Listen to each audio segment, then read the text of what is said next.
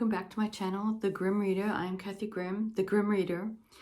And so yeah, the past week in reading, let me see if I can gather my thoughts. First of all, the etc. stuff, I guess. So I did a little vlog on Friday, which was a weird, busy day, basically busy because I had to read papers, but then I had to relocate, as you saw on the vlog. So I was sort of giving an explanation as to why would I do a vlog. And I basically kind of wanted to try and get my vlogging mojo back. Not that it's ever, but I do like what I like about vlogging in a strange way is someone who does grapple with being anxious about things. Sometimes vlogging helps me because it sort of directs my brain to a goal that is at hand, and it sort of means it doesn't go off wandering into other areas. And so I think, and also the other reason why I wanted to vlog was I'm already thinking about December and the tradition of Vlogmas, where you vlog every day in December, which I have done for the past 3 years, except 2021 I stopped because they weren't really getting a lot of traction and I wasn't enjoying it. And so I just stopped in 2021, halfway through. I did 12 days. And then 2022 was fine because I just kind of, it was easy. I just did very low, just kind of filmed my day and then posted it. And then 2020 was the first year. Anyway, so 2023 is interesting because in a way it's the year I should vlog because I'll be in London for part of it and then in Germany for the rest of it until Christmas and post-Christmas. And I'm wondering how it would be to vlog while traveling and with people that are usually not around, my sister and her friend, my friend too. So, it's a challenge and I'm kind of excited by it, but I'm also sort of wary. So I don't really know. I mean, I could do, and then there's the first 12 days when I'm still in Ohio. So anyway, I'm just thinking about what I'll do there. And I wanted to test how it was to vlog. Knowing me, I probably will do it because I kind of like vlogging. I mean, I like Vlogmas and I watch everyone's vlog and I reconnect with people that I sort of don't watch as much during the year for time reasons. So we'll see. Anyway, so that's that. Other than that, we had a little one-day break, but for me it wasn't a break because I did great papers, so that's really not even worth talking about. Let me talk about my reading. So the main one that I've made progress in, I'm still sort of in the throes of Victober, and so I've made fairly good progress on Phineas Redux, about halfway or a little bit more, and it's excellent. It's probably the most compelling so far. I mean, it's Eustace Diamonds was very good, but the thing about Eustace Diamonds in the Palliser sort of set is that it's a little bit of an outlier, although one character from there is in this one right now, kind of at this point of the plot. But the main lady, Lizzie, Elizabeth Eustace, isn't in it as much. She was sort of, she does make a brief appearance here too. But this one is just so compelling. First of all, you have Phineas and my favorite character, perhaps, of the Palliser novels, Madame Goesler. And Phineas, too, who's just such an interesting fellow. And, you kind of have to quasi-fall for him to be able to put up with his shenanigans or his way of going through life. And it's just excellent. And if you get invested in any of the series, like the Pallisers, this will be a fine read for you. I mean, I sort of think you do have to deal with quite a bit of Parliament stuff. So Westminster. So the shenanigans of the people in Parliament. And even for my trip to England, I'm wondering, I wouldn't mind going on a tour of the Parliament. I don't really know. I don't know if it really, what I really want to find out more is Victorian London. And I mean, we even have a lot of people from our family who live there. We have in my background of the family is a mayor of London, someone who was the Lord Mayor of London for a short time in the 1780s. He was a great grand uncle, so the brother of one of my great grandfathers, someone from Alderney, actually Alderney, not even Guernsey. Alderney, because the family that I'm connected to or related to were the they were given the island of Alderney to rule over, and he was also, and so this is where it gets kind of not so.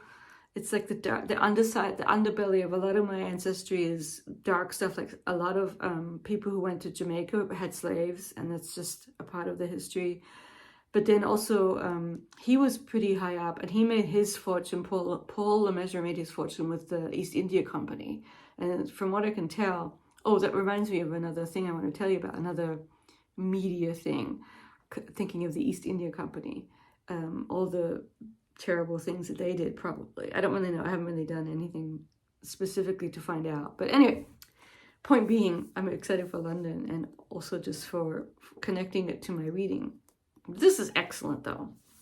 So this is the fourth novel in the Palliser series, but the third one, The Eustace Diamonds, is a bit of an outlier because I don't think it's really that much connected. So after this, we'll get two that are more connected. The next one is going to be the Prime Minister, and then the last one of the series is The Duke's Children. And yeah, I love Trollope. I'm a Trollope stan. So that's that. And then I will insert my little picture that I find on the internet for the Charlotte Young, Pillars of the House. I unfortunately have not been able to make a lot of headway in that, just for time reasons. But the little bit that I have been able to read is still going. I still like it a lot. It's just very, oh, I'm getting visited by a cat. It is a Shirley or a Laverne, I don't know. Who are you? Anyway, it's going, I like it. It is a bit sort of, perhaps, for lack of a better term, goody, like her morals are coming through, but in a way I'm kind of there for that too. I don't really mind since the writing is strong enough. I'm not irritated by it. It has to do with, there's a type of sort of like it's a little bit, let me see if I could get a good example here. So if people who are familiar with Bleak House, the Esther side of things, so she is very self-deprecating, which is not a good thing, but she's also kind of like always saying, don't dwell on the negative, like pull yourself up by your bootstraps and be positive, be upbeat, try and be a help to everyone. And for some reason, that kind of self-talk, even though it's probably not that healthy, is I like it. I'm here for that. And you get a little bit of that with the narrator in the Pillars of the House. Like, although it's already quite nuanced. Some of the kids, one of the kids is, I mean, they're dealing with a lot of issues, and I have a feeling the main thing that they'll be dealing with is the fact that the father's not going to be with them for very long, and maybe not even the mother. I'm not sure, but it's going well. And then I did get a chance, because I really, really wanted to start my strange novel of my relative. I'm going to just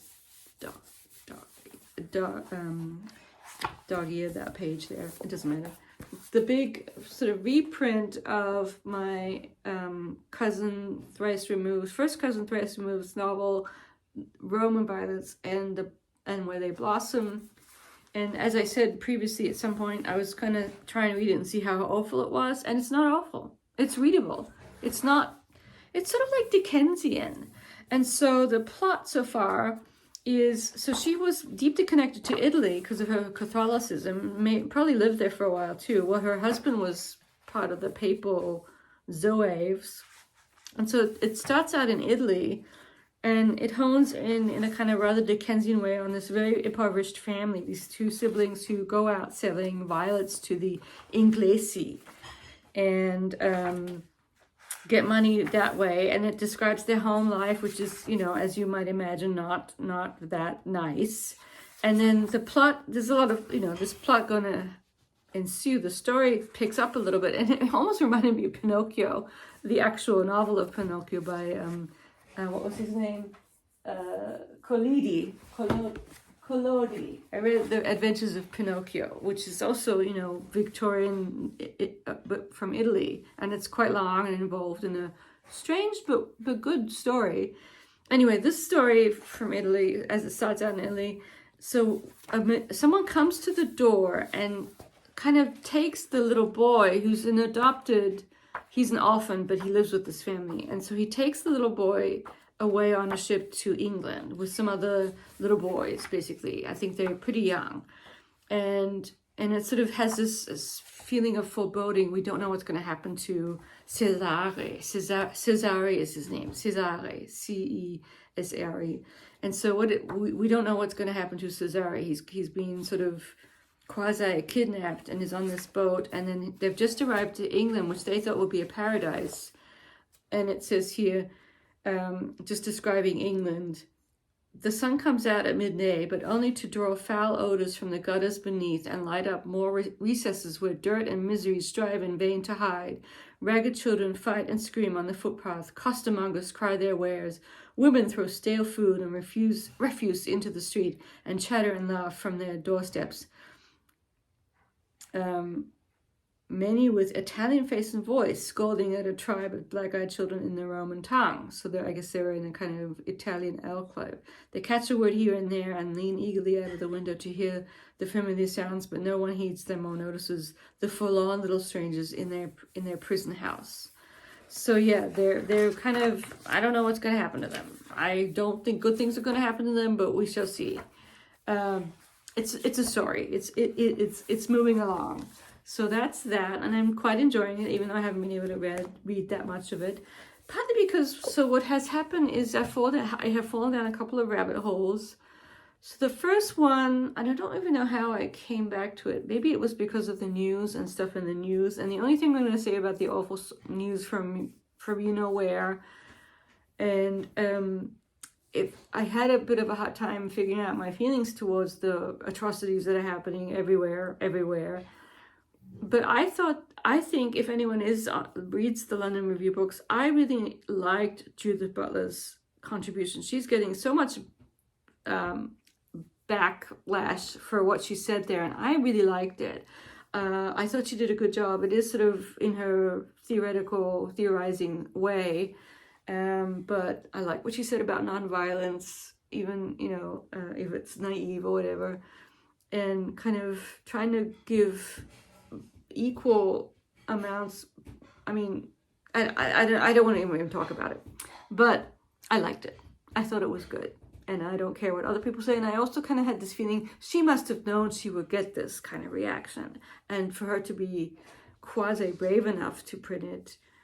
People are saying she's cashing in and she's a hack, and I don't think so. I think she's just trying to be a voice. She's just trying to voice her feelings at this very difficult moment. Anyway, that's all I'll say about that. So, if you have the access to the London Review books, I liked it. It's called, I have it right here. It's called The Compass of Mourning. And, yeah. Anyway, that's all I'll say about that. But it kind of, maybe that's the connection to a podcast that I started listening to. I don't even know which episode. It was a different episode. It was about something specific. And I forwarded, now I even forget what episode it was that I started listening to. But the podcast is William Dalrymple and his co-host, who, unfortunately, whose name I've forgotten, Amita someone.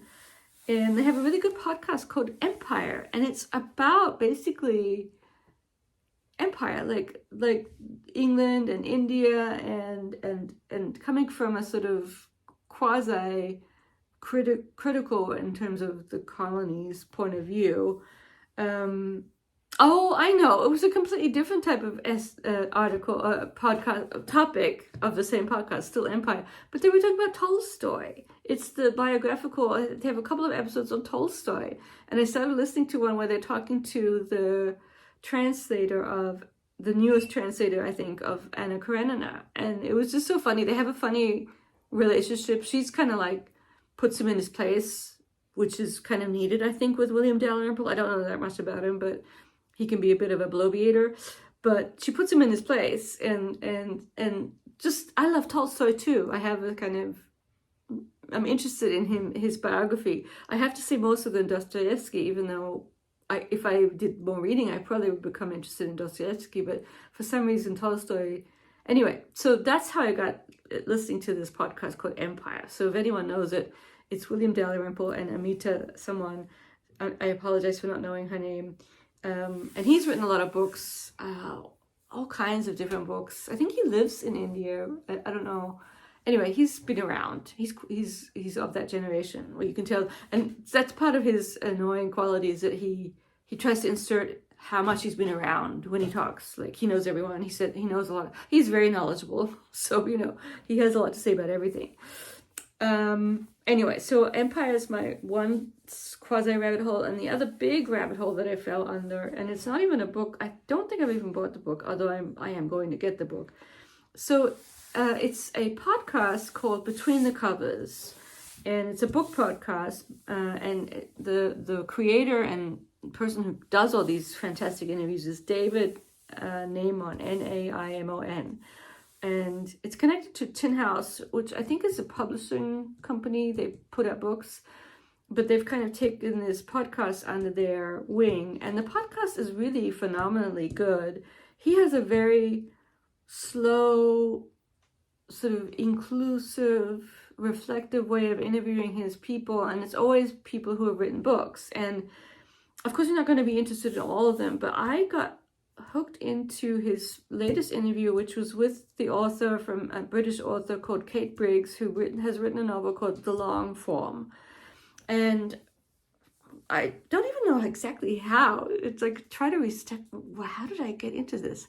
So The Long Form is apparently a fascinating novel about just a day in the life of a mother and a baby. And one thing they talk about in the interview at the beginning, it's like an over 2 hour long interview, and I haven't listened to it all. I've listened to about 30 or 40 minutes of it.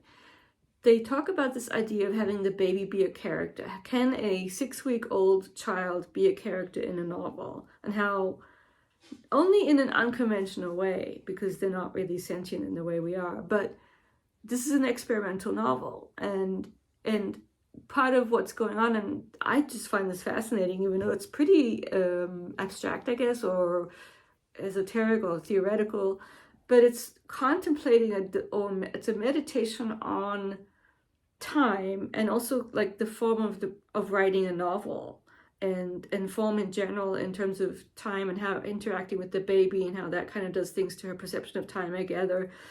And what happens in the plot of the novel, so to speak, is that she's going to get a copy of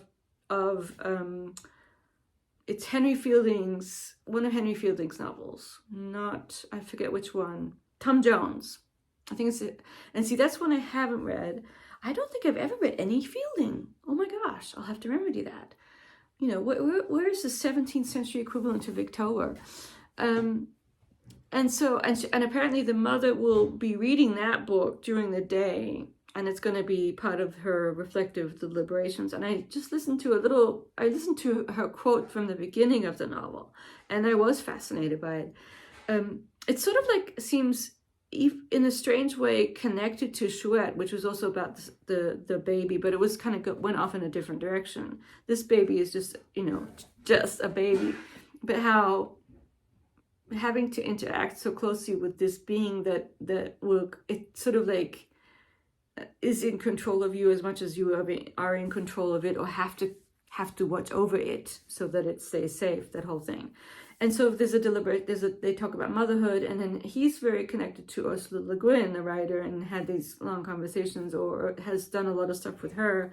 And one thing he brings up is this idea of she talked about the housewife writer. And then that kind of sent me down a sort of a fairly fraught pathway of thinking connected to my own mother, who was a writer and who was a housewife writer, even though she hated being called a housewife. She never wanted to think of herself as a housewife, and with the upshot of her being not a very good housewife, except she was an excellent cook and a lovely mother, and also a writer, but not really into housewifing, and sort of disdainful of anything domestic in that sense. But and even so, to this day, I really almost need therapy to be able to read all of my mother's works without kind of just crumbling into a heap or whatever and talking about them. But even Ursula, even with her works, because my mother chaperoned Ursula on her first trip to Australia back in the day in the 70s, a very long time ago. And then Ursula came to the first World Science Fiction Convention in Melbourne that we all attended. So she's been this presence in my mother's life. And I've read the Earthseed trilogy, but none of her other works, of which there are so many. Because even with her, I kind of have this weird block that I just need to kind of get over or deal with, or I haven't dealt with it. The only way I'm dealing with it is just to not read as much, even though I really want to read her works. And with her, the block isn't as deep or needs to be entwined as much as the one with about reading my mother's works. It's just, it has to do with, if you're the child of a writer who was a housewife writer, guilt and not really feeling I was supportive enough, and the fact that you were, as the child, you were in the way. And I do remember being in the way and bugging her, going in and wanting attention when she was trying to type. And now sort of realizing, just feelings of guilt and just, it's okay, but it does mean that I, for example, have not read everything she wrote.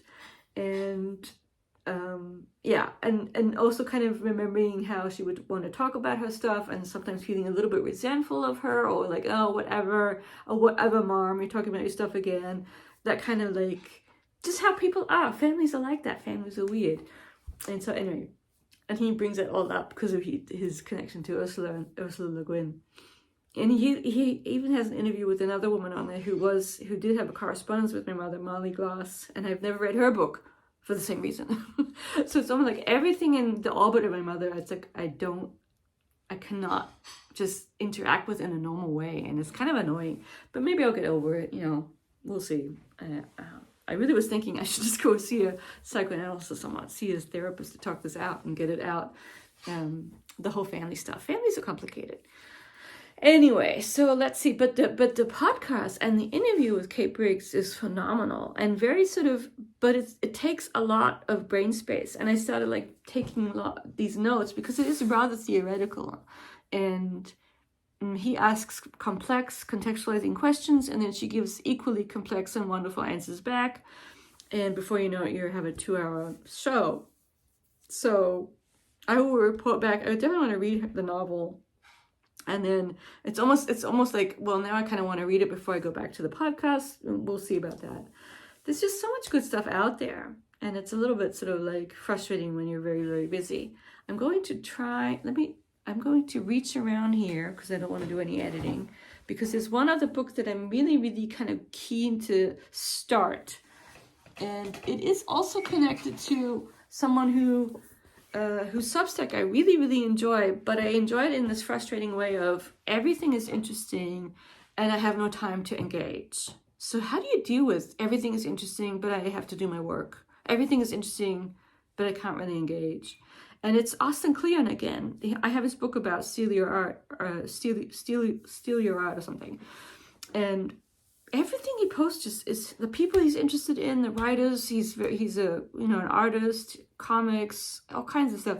He has a way of just sparking your interest in everything. So his Substack it's sort of distractingly amazing. And one of the people whose novels he just read recently and loved, and there's actually a really good lecture of hers at Notre Dame, is Lauren Groff's Matrix. I really want to get to this just because I think it's my jam. It's like, it's about Marie de France. It's a retelling. I did start reading it and I really, really loved it. But I do think even for this one, I would need a little bit more peace and calm to be able to take my notes and just think about it in a meaningful way. But I really want to get to this. Have you read it? There's so many good books out there. And like even YouTube, I want to go and look at other people's videos about what they've been reading. What was it? Big Woods by Daniel Mason that Rick O'Donnell talked about. Rick O'Donnell, forget. And there's another one too, but I forgot what it was. There's so much good stuff going on, and here I've gone on for way too long, 24 minutes. I'm just gonna slap this together and put it up there. I hope you're all doing well.